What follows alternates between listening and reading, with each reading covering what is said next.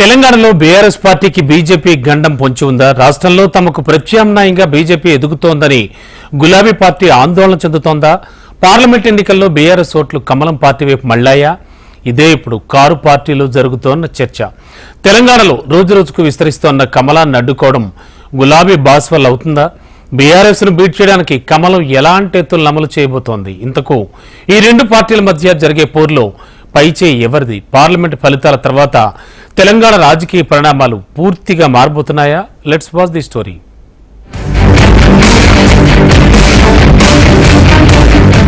తెలంగాణలో బీఆర్ఎస్ పార్టీకి బీజేపీతో గండం పొంచి ఉందనే చర్చ రాజకీయ వర్గాల్లో జరుగుతోంది. ఇప్పటికే బీఆర్ఎస్ పార్టీ నుంచి అనేక మంది నేతలు బీజేపీలో చేరారు. పార్లమెంటు ఎన్నికల్లో బీజేపీ అభ్యర్థులుగా పోటీ చేశారు. పార్లమెంటు ఎన్నికల తర్వాత కేంద్రంలో బీజేపీ మరోసారి ప్రభుత్వాన్ని ఏర్పాటు చేస్తే తమకు ప్రత్యామ్నాయంగా ఎదగటం ఖాయమని గులాబీ పార్టీలో టాక్ వినిపిస్తోంది.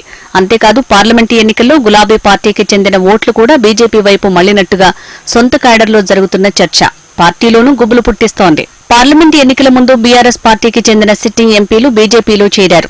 Zaheerabad MP BB Patil BRS నుంచి బీజేపీలో చేరి ఎంపీ అభ్యర్థిగా పోటీ చేశారు. వర్ధన్నపేట మాజీ ఎమ్మెల్యే ఆరూరి రమేష్ బీజేపీలో చేరి వరంగల్ ఎంపీ అభ్యర్థిగా పోటీ చేశారు. హుజూర్ నగర్ మాజీ ఎమ్మెల్యే సైదిరెడ్డి బీజేపీలో చేరి నల్గొండ ఎంపీ అభ్యర్థిగా పోటీ చేశారు. బీఆర్ఎస్ మాజీ MP Seetharam Naik Mahabubabad BJP MP అభ్యర్థిగా పోటీ చేశారు. బీఆర్ఎస్ మాజీ MP Gedam Nagesh Adilabad BJP MP అభ్యర్థిగా పోటీ చేశారు. Nagar Kurnool BRS sitting MP Ramulu బీజేపీలో చేరి తన కుమారుడు భరత్ కి బీజేపీ టికెట్ ఇప్పించుకున్నారు. అలాగే బీఆర్ఎస్ మాజీ ఎంపీలిద్దరూ బీజేపీలో చేరిపోయారు. అందులో ఎంపీ బూర నర్సయ్య గౌడ్ భువనగిరి నుంచి ఎంపీ అభ్యర్థిగా పోటీ చేశారు. మాజీ ఎంపీ కొండా విశ్వేశ్వరరెడ్డి గతంలో కాంగ్రెస్ నుంచి ఈసారి చేవెళ్ల బీజేపీ ఎంపీ అభ్యర్థిగా పోటీ చేశారు.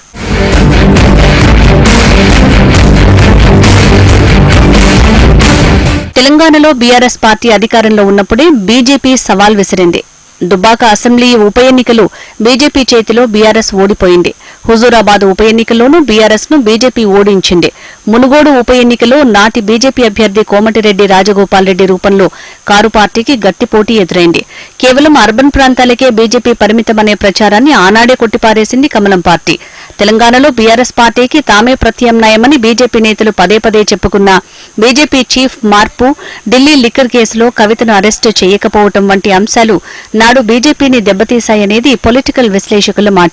దీంతో అసెంబ్లీ ఎన్నికల్లో బీజేపీ కేవలం 8 స్థానాలకే పరిమితమైన ఓటు పర్సంటేజ్ ని మాత్రం గణనీయంగా పెంచుకుంది. ఇప్పుడు పార్లమెంటు ఎన్నికల్లో అధికార పార్టీ కాంగ్రెస్ కు 10 ఏళ్లు అధికారంలో ఉన్న గులాబీ పార్టీకి కాషాయ పార్టీ నుంచి పోటీ ఎదురైంది. మోడీ మానియాతో విస్తృతంగా జనాల్లోకి వెళ్లే ప్రయత్నం చేసింది. ఏకంగా తెలంగాణలో డబుల్ డిజిట్ సాధిస్తామని కమలం నేతలు ధీమాగా ఉన్నారు. అసెంబ్లీ ఎన్నికల్లో కాంగ్రెస్ పార్టీ అధికారంలోకి వచ్చింది. దీంతో పార్లమెంటు ఎన్నికల్లో కాంగ్రెస్ బీజేపీ పార్టీల మధ్యనే పోటీ ఉంటుందని రెండు పార్టీల నేతలు ప్రచారం చేశారు. ఇక క్షేత్రస్థాయిలో ఉన్న బీఆర్ఎస్ క్యాడర్ పార్లమెంటు ఎన్నికల్లో కాంగ్రెస్ పార్టీని ఓడించేందుకు బీజేపీకి ఓట్లు వేశారనే చర్చ జరుగుతోంది. బీఆర్ఎస్ పార్టీ మాత్రం తమను ఓడించేందుకు కాంగ్రెస్ బీజేపీ పార్టీలు ఒక్కటయ్యాయని అంటోంది. కరీంనగర్ పార్లమెంటు పరిధిలో కాంగ్రెస్ పార్టీ ఓట్లు బీజేపీకి బదిలీ అయ్యాయని బీఆర్ఎస్ ఎంపీ అభ్యర్థి బోయినపల్లి వినోద్ కుమార్ మీడియాతో చిట్చాట్లో కమెంట్లు చేశారు. ఇప్పటికే బీఆర్ఎస్ ఎమ్మెల్యేలు అధికార కాంగ్రెస్ పార్టీలో చేరుతున్నారు. పార్లమెంటు ఎన్నికల ఫలితాల తర్వాత చేరికలు పెద్ద ఎత్తున ఉంటాయని టాక్ నడుస్తోంది.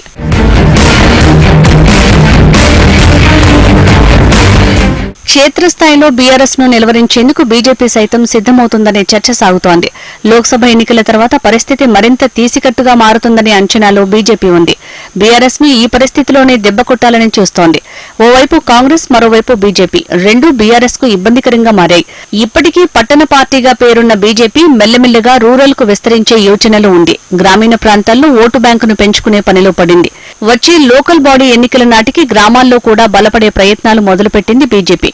గ్రామ పంచాయతీలకు మొత్తం నిధులు మోడీ సర్కార్ ఇస్తుందనే ప్రచారం చేస్తూ సర్పంచ్, ఎంపీటీసీ, జడ్పీటీసీ ఎన్నికల్లో గెలిచే వ్యూహం చేస్తోంది.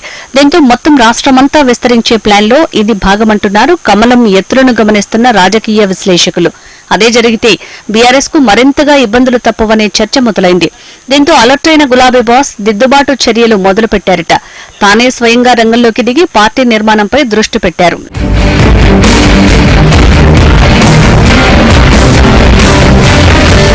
మొత్తానికి పార్లమెంటు ఎన్నికల ఫలితాల తర్వాత తెలంగాణలో రాజకీయ పరిణామాలు ఎలా మారబోతున్నాయనే చర్చ ప్రతి ఒక్కరిలోనూ జరుగుతోంది. తెలంగాణలో బీజేపీ బలపడితే అది బీఆర్ఎస్కే నష్టం జరుగుతుందనే వాదనలు వినిపిస్తున్నాయి. ఇప్పటికే చాలా మంది కింది స్థాయి నేతలు కాంగ్రెస్, బీజేపీల వైపు వలసలు వెళ్తుండటంతో అడ్డుకట్ట వేసే ప్రయత్నాలు చేస్తోంది గులాబీ పార్టీ. అయినా రెండు జాతీయ పార్టీల నుంచి వస్తున్న సవాల్ను ఎదుర్కొని బీఆర్ఎస్ ఏ విధంగా నిలదొక్కుంటుంది అనేది చూడాలి.